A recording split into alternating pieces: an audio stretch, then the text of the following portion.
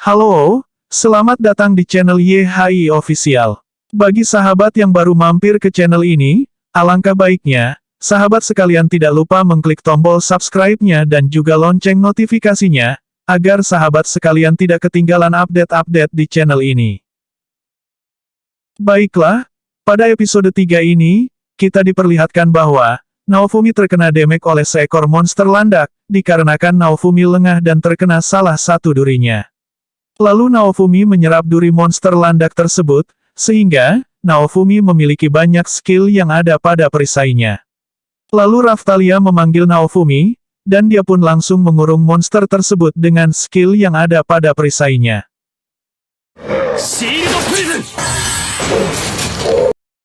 Monster landak itu pun terkurung, dengan cepat Raphtalia menebasnya.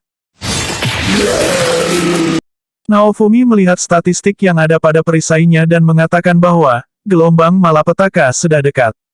Keesokan harinya, Naofumi dan juga Raphtalia kembali membeli perlengkapan di toko langganannya. Penjaga toko melihat Raphtalia, dan Pangling melihatnya, dikarenakan Raphtalia tumbuh menjadi gadis yang cantik. Sebenarnya, di sini penjaga toko akan menjelaskan tentang manusia setengah binatang, tetapi, pada saat itu, Raphtalia mengatakan bahwa ingin membeli zirah untuk Naofumi.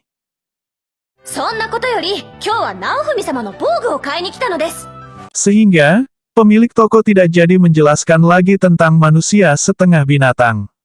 Di sini Raphtalia juga mengingatkan tentang keselamatan Naofumi, itu makanya, dia memesan sebuah perisai kepada pemilik toko. Di saat yang sama, Naofumi juga mengatakan bahwa yang lebih penting adalah senjata untuk Raphtalia. Raphtalia memegang sebuah pedang, dan mengatakan bahwa pedang tersebut bagus.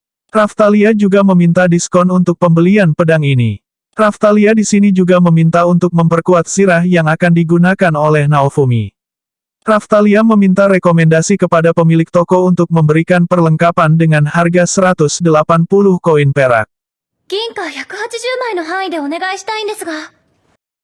Pemilik toko merekomendasikan zirah besi, tetapi Naofumi berkata bahwa, mana mungkin dia memakainya, dan Raphtalia juga berkata bahwa, kalau Naofumi menggunakan zirah yang direkomendasikan maka, akan menghilangkan ciri khasnya. Sehingga, pemilik toko bersedia membuatkannya sesuai pesanan yang diterimanya, kalau bahan materialnya sudah terkumpul. Setelah itu, Naofumi bersama Raphtalia pergi ke sebuah kedai makan untuk mengisi perut mereka.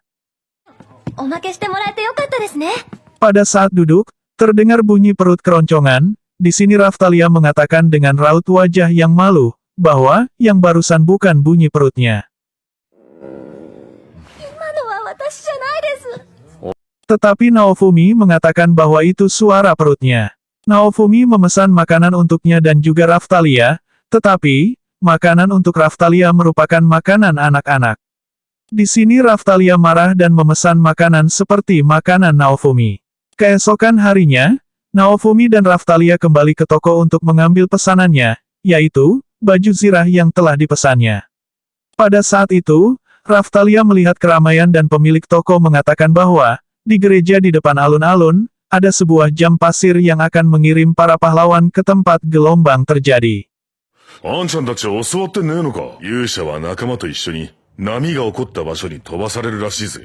Setelah itu, Naofumi bersama Raphtalia pergi ke gereja dengan dipandu oleh seorang wanita. Dari penampilannya, kayaknya dia seorang biarawati. Di sini Naofumi tercengang dengan apa yang dilihatnya.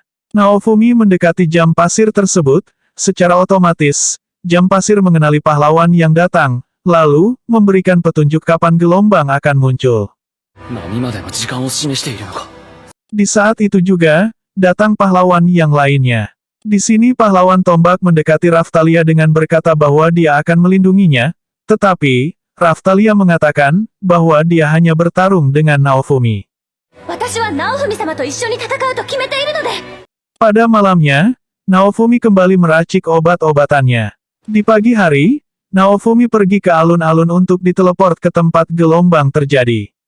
Di sini Raphtalia berkata, bahwa, Naofumi lah yang telah mengobatinya, Naofumi juga yang telah mengajarkannya cara bertahan hidup, dan Raphtalia ingin menjadi pedang bagi Naofumi untuk menghadapi gelombang.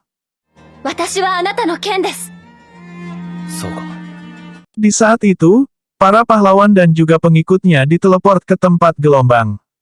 Naofumi yang ingin mengikuti pahlawan lainnya dihentikan Raphtalia, dikarenakan Raphtalia melihat sebuah desa yang diserang oleh monster gelombang. Naofumi langsung berlari menuju desa tersebut, dan menyelamatkan penduduk desa. Setelah beberapa lama gelombang terjadi, bola api muncul dari atas yang menyebabkan terjadinya hujan api. Hal ini ditimbulkan oleh prajurit kerajaan. Di sini Raphtalia marah dan menghunuskan pedangnya kepada prajurit tersebut.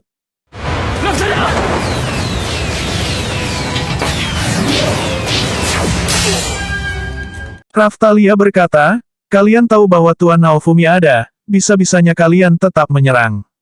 Pada saat yang bersamaan, Naofumi pun menghentikan Raphtalia.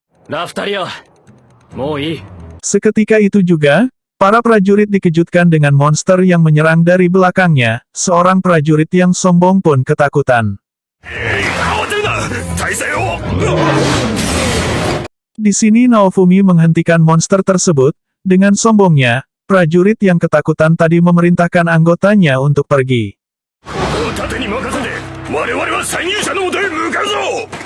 Tetapi, prajurit yang tidak sombong melihat Naofumi berjuang sendiri, dan membantunya. Dengan kesal, prajurit sombong tersebut meninggalkan kelompok yang membantu Naofumi. Setelah monster itu dimusnahkan, gelombang tersebut pun berhenti. Di sini para penduduk desa berterima kasih kepada Naofumi.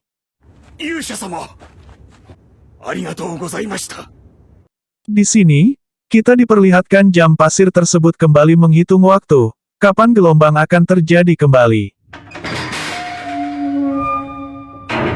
Baiklah, sekian dulu sahabat YHI Official. Kalau ada kritik atau saran bisa langsung disampaikan di kolom komentar. Bye-bye.